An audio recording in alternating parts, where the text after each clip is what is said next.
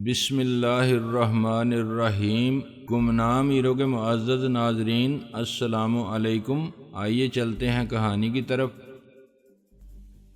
چھوڑو بھائی، تم کس چکر میں پڑ گئے ہو؟ چودھری صاحب سے پوچھ لیتے ہیں یہاں ہمارے مطلب کی کیا کیا چیزیں ملتی ہیں۔ میں نے انہیں چند چیزوں کے نام بتائے، چرگے اور روغنی نان پر سب کا اتفاق رائے ہو گیا۔ چرگے آئے تو پھر آتے ہی چلے گئے ہوٹل میں۔ جیسے مریل قسم کے چرگے ملتے ہیں، وہ ایک پہلوان کے لیے دو دو تین تین چٹ کر جانا معمولی بات تھی۔ پلیٹوں میں ہڈیوں کی چھوٹی چھوٹی پہاڑیاں بنتی چلی گئیں۔ حال میں جو چند لوگ موجود تھے وہ سب بار بار مڑ کر ہماری طرف دیکھ رہے تھے اور زیر لب مسکرا رہے تھے۔ سویٹ ڈش بھی تھوک کے حساب سے آئی۔ خاصی دیر میں جا کر کھانے کا سلسلہ رکا تو میں نے خلیفہ جی سے پوچھا، آپ چائے پیئیں گے یا کافی؟ چائے؟ خلیفہ جی نے چونک کر میری طرف دیکھا جیسے میں نے کسی معیوب چیز کا نام لے دیا ہو۔ پھر وہ گویا ذہن پر زور دیتے ہوئے بولے، پاکستان بننے سے کافی پہلے جب میں چھوٹا سا تھا، امرتسر میں تھے ہم لوگ، تو مجھے ایک دفعہ نزلہ زکام ہو گیا تھا تو میری اماں نے مجھے زبردستی چائے پلائی تھی۔ اس کے علاوہ مجھے یاد نہیں کہ میں نے زندگی میں کبھی چائے پی ہو، اور کافی کا بھی میں نے اب اس عمر میں آ کر نام سنا ہے کہ یہ بھی کوئی پینے کی چیز ہوتی ہے۔ دیکھی اب بھی نہیں، ورنہ میں تو بس یہی سمجھتا تھا کہ صرف وہی ہوتی ہے جو بابا بلے شاہ غلام فرید لکھ گئے ہیں۔ چلیں تو پھر ایسا کرتے ہیں کہ کولڈ ڈرنکس لے لیتے ہیں۔ تمہارا مطلب ہے کہ کچھ بوتلیں شوتلیں؟ جی ہاں وہی، لیکن گلاسوں میں۔ کوئی خاص اچھی چیز تو وہ بھی نہیں ہے، لیکن چلو منگوا لو۔ اس کے بعد کچھ پیے بغیر صبر سا نہیں آتا۔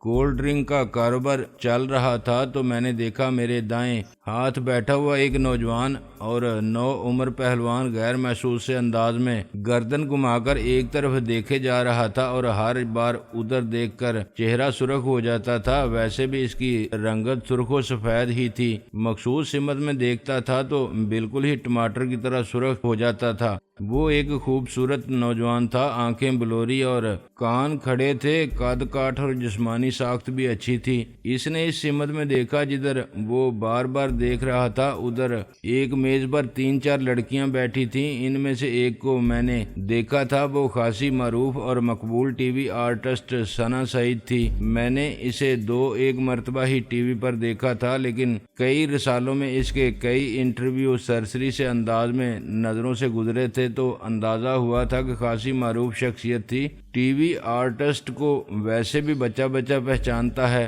مجھے یاد پڑتا تھا کہ کسی تقریب میں بھی اس سے ملاقات ہوئی تھی۔ میرے ذہن پر پہلا تاثر یہی مرتب ہوا تھا کہ وہ حقیقت میں پرکشش نہیں تھی جتنی ٹی وی پر دکھائی دیتی تھی۔ ٹی وی کی لڑکیوں کا معاملہ میں نے اس کے برعکس بھی دیکھا تھا، یعنی وہ دیکھنے میں جتنی خوبصورت تھیں، ٹی وی پر ان کے حسن کا 10% بھی ان کے ساتھ نہیں رہ جاتا تھا۔ رنگ و روپ کی اور جسمانی خوبصورتیاں ایسی بھی ہوتی ہیں جنہیں صرف قدرت کی بنائی ہوئی آنکھ ہی محسوس کر سکتی ہے۔ دنیا کے بہترین کیمروں کی لینز آئی انہیں اسکرین پر منتقل نہیں کر سکتی، جبکہ یہی کیمرے کی لینز ایسی خوبصورتیاں اسکرین پر منتقل کر دیتی ہے جو عام حالات میں موجود نہیں ہوتی۔ قدرتی اور مشینی چیزوں میں یہی فرق ہے۔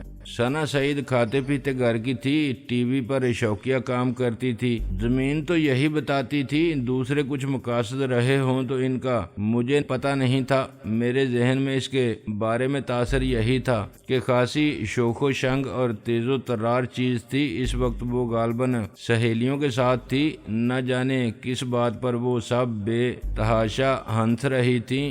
ثنا سعید نے مجھے اپنی طرف دیکھتے پایا تو فیشنیبل اور آسودہ حال گھرانوں کی لڑکیوں کے مخصوص انداز میں ہاتھ ہلاتے ہوئے دور ہی سے کہا، ہائے چودھری صاحب، how are you? Fine thank you, میں نے جواب دیا۔ دل ہی دل میں ہلکی سی خوشی بھی ہوئی تھی کہ صرف ایک ہی ملاقات کے بعد اور خاصا عرصہ گزر جانے پر بھی اس نے مجھے یاد رکھا تھا۔ وہ چاروں لڑکیاں سر جوڑ کر کچھ باتیں کرنے لگیں۔ میں نے اپنے برابر بیٹھے ہوئے نو عمر اور وجیح پہلوان سے پوچھا، تم اتنی دور دور سے ہی ایک ٹی وی آرٹسٹ کو دیکھ کر اتنا کیوں شرما رہے ہو؟ وہ جی چودھری صاحب، پہلوان کچھ گڑبڑا سا گیا، اس کا چہرہ کچھ اور سرخ ہو گیا، لیکن آخر کار اس نے گویا غیر ارادی سے انداز میں اصل بات اگل ہی دی۔ وہ دراصل مجھے آنکھ مار رہی تھی، جب بھی میں اس کی طرف دیکھتا تھا تو وہ مجھے آنکھ مار دیتی تھی۔ خلیفہ جی نے آنکھیں سکیڑ کر اس میز کی طرف دیکھا، پھر اپنے پٹھے کی طرف متوجہ ہوتے ہوئے بولے، وہ تجھے آنکھیں مار رہی تھی تو تم اس کی طرف دیکھ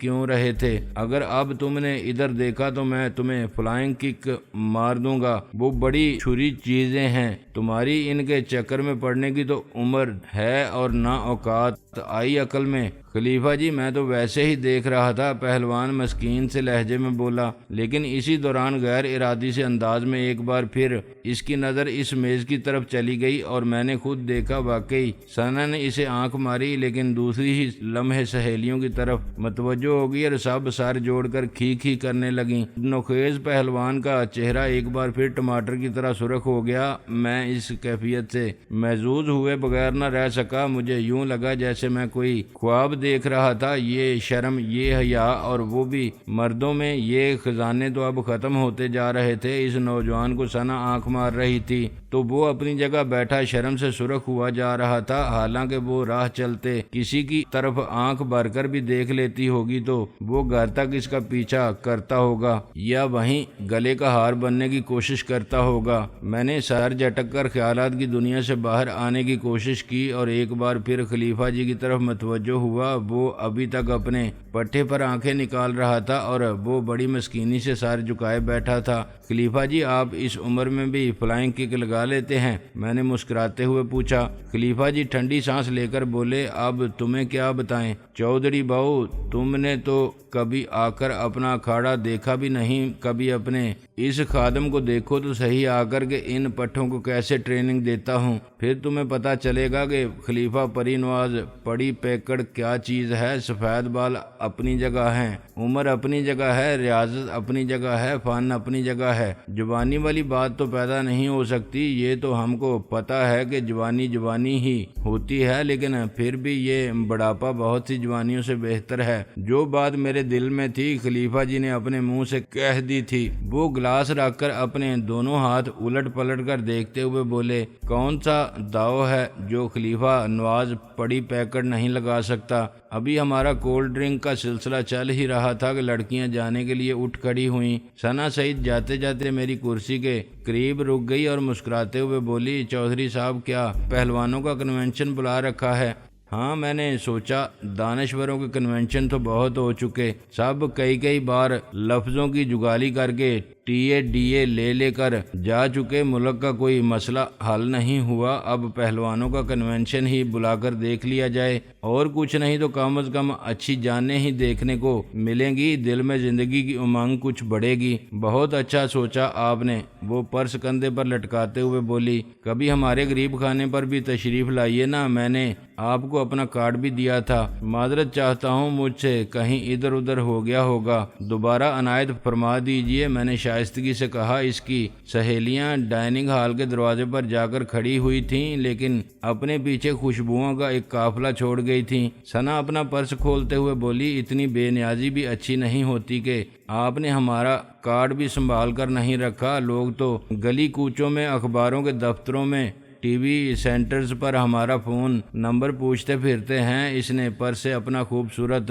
وزٹنگ کارڈ نکال کر میری طرف بڑھایا۔ اس بار ضرور سنبھال کر رکھوں گا، میں نے کارڈ کو بظاہر احتیاط سے جیب میں رکھتے ہوئے کہا۔ اور غریب خانے پر بھی تشریف لائیں گے؟ وہ گویا وعدہ لینے پر تلی ہوئی تھی۔ ضرور، جب بھی موقع ملا میں ضرور حاضر ہوں گا۔ اس کیوٹی کو بھی اپنے ساتھ ضرور لائیے گا۔ اس بار اس نے مجھے آنکھ مار کر اس نوجوان پہلوان کی طرف اشارہ کیا جو حجلہ عروسی میں بیٹھی دلہن کی طرح سر جھکائے ہوئے تھا اور شرم سے سرخ تھا۔ اور تو اور خلیفہ جی بھی سر جھکائے بیٹھے تھے، نظر اٹھا کر بھی نہیں دیکھ رہے تھے۔ اس بیچارے پر رحم کرو، اسے ابھی زندگی میں کوئی ڈھنگ کا کام کر لینے دو، میں نے مسکراتے ہوئے درخواست کی۔ میں کون سا اسے دنیا کے کسی کام سے روک رہی ہوں، بلکہ میں تو اسے لوگوں کے کام آنا سکھاؤں گی۔ وہ ہنستی ہوئی آگے بڑھ گئی۔ کچھ پہلوان کنکھیوں سے اس کی طرف دیکھ رہے تھے۔ وہ اور اس کی سہیلیاں نظر سے اوجھل ہو چکی تو خلیفہ جی نے سر اٹھایا، ان کی مونچھیں پھڑپھڑا رہی تھیں۔ چھت کی طرف دیکھ کر وہ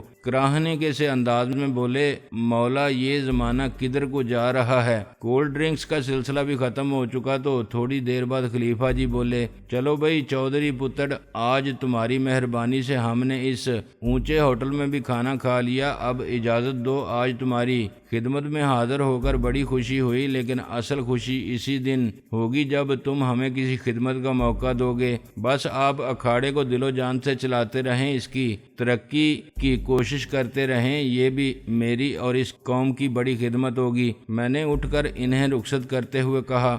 وہ لوگ جا چکے تو ڈائننگ ہال میں جیسے ویرانی سی چھا گئی، حالانکہ ابھی خاصی تعداد میں دوسرے لوگ موجود تھے۔ میں نے گھڑی دیکھی، 8 بجنے کو تھے۔ میں نے اپنے لیے کافی کا آرڈر دیا اور مزید کافی دیر تک وہیں بیٹھا رہا۔ میزیں صاف کی جا چکی تھیں اور کرسیوں کی ترتیب بھی بدل چکی تھی، لیکن مجھے کچھ ایسا ہی محسوس ہو رہا تھا جیسے وہ لوگ ابھی وہیں بیٹھے تھے۔ شاید اس کی وجہ یہ تھی کہ ابھی میں انہی کے بارے میں سوچ رہا تھا۔ خلیفہ جی نے اکھاڑا شروع کر کے گویا میرے ایک اور چھوٹے سے خواب کو تعبیر دے دی تھی۔ میں خود وہاں جا کر کچھ وقت صرف کرنا چاہتا تھا، لیکن عجب بد نصیبی تھی، زندگی اتنی مہلت ہی نہیں دے رہی تھی کہ میں خلیفہ جی کے توسط سے بسائی ہوئی اس چھوٹی سی دنیا کو دیکھنے ہی جا سکتا۔ پھر کافی کی چسکیاں لیتے ہوئے میرا ذہن اپنے اصل مسئلے میں جا پھنسا۔ میں سوچ رہا تھا اگر لاہور میں حفیظ صاحب سے میری ملاقات طے نہ ہو سکی تو ریڈ ڈاٹ کا رد عمل کیا ہوگا، اور اگر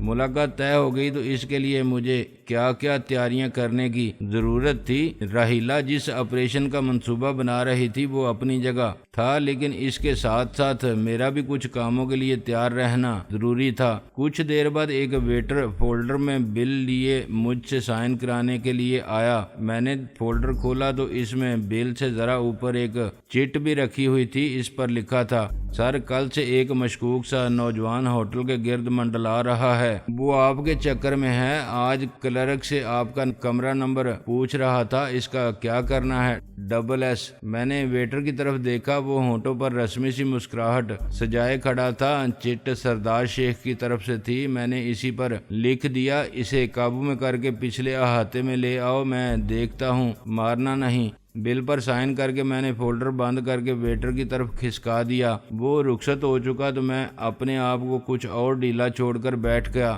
سرسری نظر سے میں نے حال کا جائزہ لیا۔ حال میں اب کئی نئے پیرہن نظر آنے لگے تھے، لیکن کوئی صورت میری آشنا نہیں تھی، کوئی میری طرف متوجہ بھی نہیں تھا۔ کچھ دیر بعد میں اٹھ کر ہوٹل کے صدر دروازے سے باہر آیا۔ وہ ایک خوشگوار رات تھی۔ میں دونوں ہاتھ پتلون کی جیبوں میں ڈالے ٹہلنے کے سے انداز میں پارکنگ لاٹ کے سامنے سے گزرتا ہوا عقبی حصے کی طرف چل دیا۔ ہوٹل اب میرے لیے گھر کی طرح ہو گیا تھا اور میں گویا گھر کے احاطے میں ہی ٹہل رہا تھا۔ میں عمارت کے عقب میں پہنچا تو عقبی دیوار کے قریب ملگجے اندھیرے میں ایک سفید گاڑی کھڑی نظر آئی۔ میں ٹہلتا ہوا گاڑی کے قریب چلا گیا۔ اس حصے میں کوئی موجود نہیں تھا۔ میں نے کھڑکی سے گاڑی میں جھانکا تو اندر اس کی لائٹ آن ہو گئی، تاہم مجھے لائٹ آن ہونے سے پہلے ہی اندازہ ہو گیا تھا کہ ڈرائیونگ سیٹ پر کون موجود تھا، اور عقبی سیٹ پر ٹونی اور سردار شیخ اپنے درمیان کسی کو قابو کیے بیٹھے تھے۔ اس کے چہرے پر انہوں نے بڑا سا کپڑا ڈالا ہوا تھا۔ رونمائی تو کراؤ دلہن کی، میں نے دھیرے سے کہا۔ سردار شیخ نے چادر اس کے چہرے سے ہٹائی تو میرا سارا جوش جاگ کی طرح بیٹھ گیا۔ اپنی ہونک سی شکل لیے وسیم احمد میرے سامنے موجود تھا، لیکن اس شکل میں کچھ اضافے نظر آ رہے تھے۔ مثلاً نہایت سستی سی نقلی مونچھیں تھیں جو تقریباً اس کی ناک میں گھس چکی تھیں۔ ربڑ کا ایک سیاہ ٹکڑا تھا جسے غالباً اس نے کالے سے مسے کے طور پر گال پر چپکا رکھا تھا، لیکن اب وہ چپٹا اس کے منہ میں گھسا جا رہا تھا۔ ایک گلے میں بھی اس نے غالباً کچھ دبایا ہوا تھا، جس کی وجہ سے ایک طرف سے اس کا منہ کچھ پھولا پھولا سا لگ رہا تھا۔ یہ اپنی لگن میں اس نے میک اپ کیا ہوا تھا۔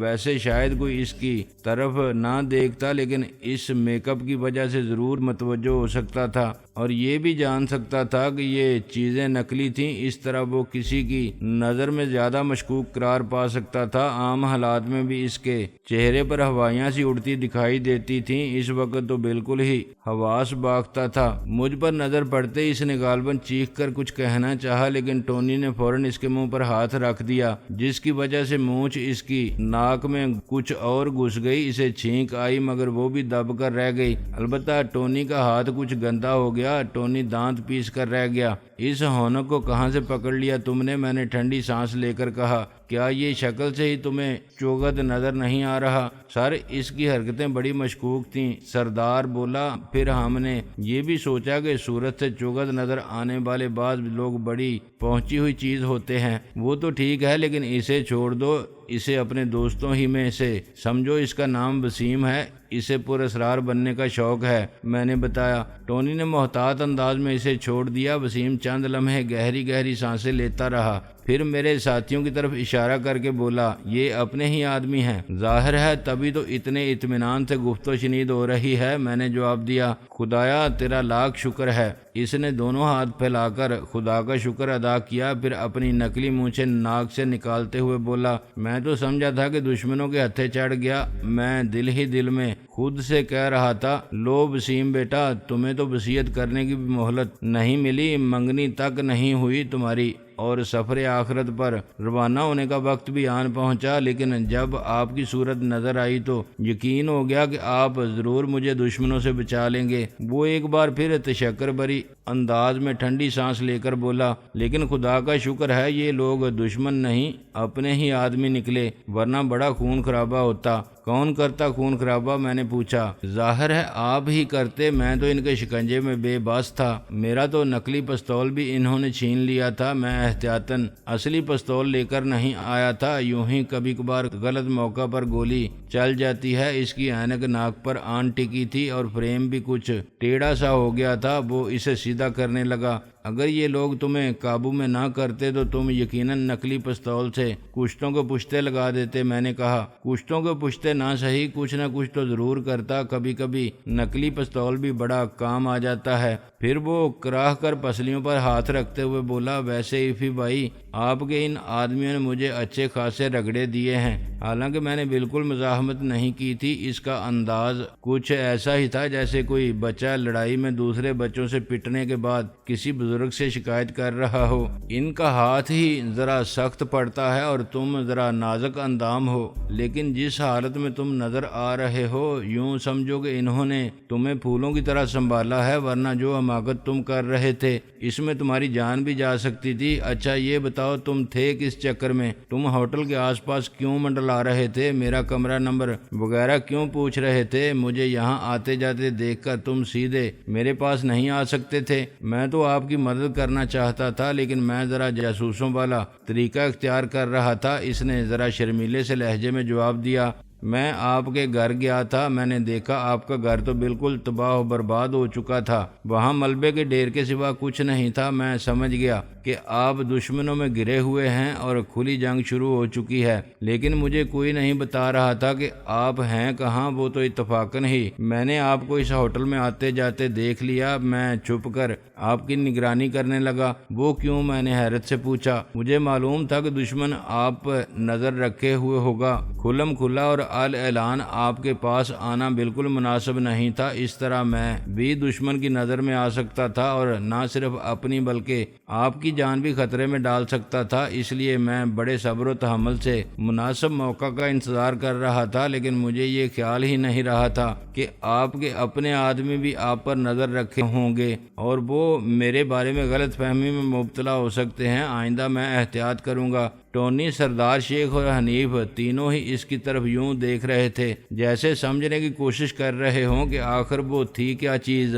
میں نے ان کے محسوسات کو سمجھتے ہوئے دھیمی آواز میں کہا، تم لوگ خواہ مخواہ اپنے ذہنوں پر زور مت دو، ابھی تو میں ہی سمجھنے کی کوشش کر رہا ہوں۔ پھر میں نے گاڑی کا دروازہ کھولتے ہوئے کہا، اسے چھوڑ دو، میں اسے اوپر لے جاؤں گا، مجھے اس سے کچھ باتیں کرنی ہیں۔ اس وقت وسیم کو دیکھ کر اچانک ہی ایک خیال میرے ذہن میں آیا تھا۔ ٹونی اور سردار نے اسے چھوڑ دیا، لیکن ٹونی اس کے ساتھ خود بھی گاڑی سے اتر آیا اور مجھے ایک طرف چلنے کا اشارہ کرتے ہوئے بولا، سر مجھے علیحدگی میں آپ سے ایک بات کرنی ہے۔ ہم وسیم کو گاڑی کے پاس ہی چھوڑ کر ذرا آگے چلے گئے۔ ٹونی دھیمی آواز میں بولا، راحیلہ ایک چھوٹے سے آپریشن کا پلان بنا رہی ہے اور ساتھیوں کو احکامات جاری کر رہی ہے۔ مجھے یہ تو اندازہ ہے کہ آپ نے اسے اختیار دیا ہوگا آپ کی اجازت کے بغیر، تو ہم میں سے کوئی بھی یہ جرات نہیں کر سکتا، لیکن میں نے سوچا پھر بھی احتیاطاً آپ سے تصدیق کر لوں۔ تمہارا خیال درست ہے، وہ میری اجازت سے ہی یہ سب کچھ کر رہی ہے۔ آئندہ کسی وجہ سے اگر مجھے پیش منظر سے ہٹنا پڑا تو میری عدم موجودگی میں دی سرکل کی انچارج کی حیثیت اسی کو حاصل ہوگی۔ میٹنگ میں بھی یہ بات ہو چکی تھی، میں نے ملائمت سے کہا۔ وہ طمانینت سے سر ہلاتے ہوئے بولا، سر آپ سے دوبارہ تصدیق کر کے مجھے زیادہ اطمینان ہو گیا ہے، اب میں یکسوئی سے کام کر سکوں گا۔ دراصل ہمیں عادت نہیں رہی آپ کے سوا کسی کا حکم ماننے کی، اس لیے ہمیں عجیب سا لگ رہا تھا۔